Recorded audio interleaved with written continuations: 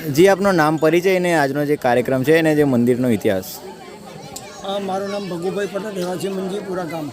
જી જી દાદા, આજે જે મંદિરમાં કાર્યક્રમ હતો શું હતો?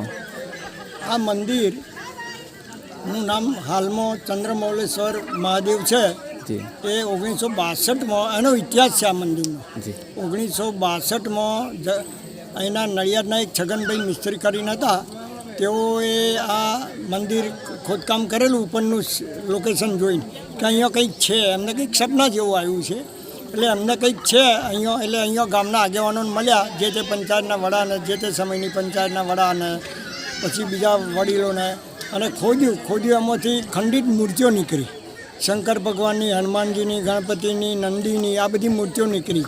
તે ત્યારથી અત્યાર સુધી પછી રિવેશન આ બધાએ કર્યું. અને છગનભાઈનું કુટુંબ અને ગામના માજી સરપંચ છે મનુભાઈ અને હાલના સરપંચ ભાઈ સુકિતભાઈ, આ બધા ભેગા થઈને હાલમાં પહેલાં શ્રમયજ્ઞ થતો.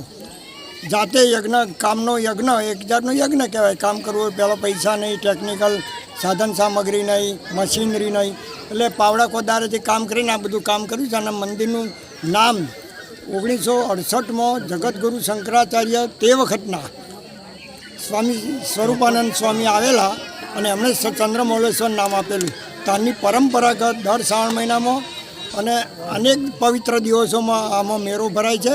અને અહીંયા અત્યાર સુધીમાં લાખો રૂપિયાનું કામ થયું છે અને વપરાય છે. અને મંદિરનું સદ બી કાશી વિશ્વનાથમાં જે લિંગ છે એ જ મંદિરમાં આ નીકળેલું અને એ જ લિંગ હાલમાં છે, જનોયધારી. અને એની પવિત્ર પૂજા લોકો કરે છે. અને દર સોમવારે અહીં લગભગ 1000 માણસ આવે છે અને આરતી પૂજા થાય છે. અને આયોજકો જે છે ભાઈ અમારા પ્રજ્ઞેશ ને એમના ફાધર મનુભાઈને, સરપંચ અને છગનભાઈના દીકરા ચિમનભાઈ, આ બધા સ્વયંભૂ સામૂહિક બધા આરતી પૂજા કરે. રોજ આરતી પૂજા સ્વયં કોઈ બ્રાહ્મણ નથી રાખ્યા, પરંતુ આની પૂજા થવી જોઈએ એવું લોકોના મનમાં. એટલે આખી પૂજા દર શ્રાવણ મહિનામાં અને દર સોમવારે આરતી અહીંયા થાય છે. અને બહુ પ્રગટ શંકર ભગવાન અહીંયા છે. જી, આપનું નામ, પરિચય. હું ચિમનભાઈ છગનભાઈ મિસ્ત્રી, જી નડિયાદ. જી, મંદિરનો ઇતિહાસ.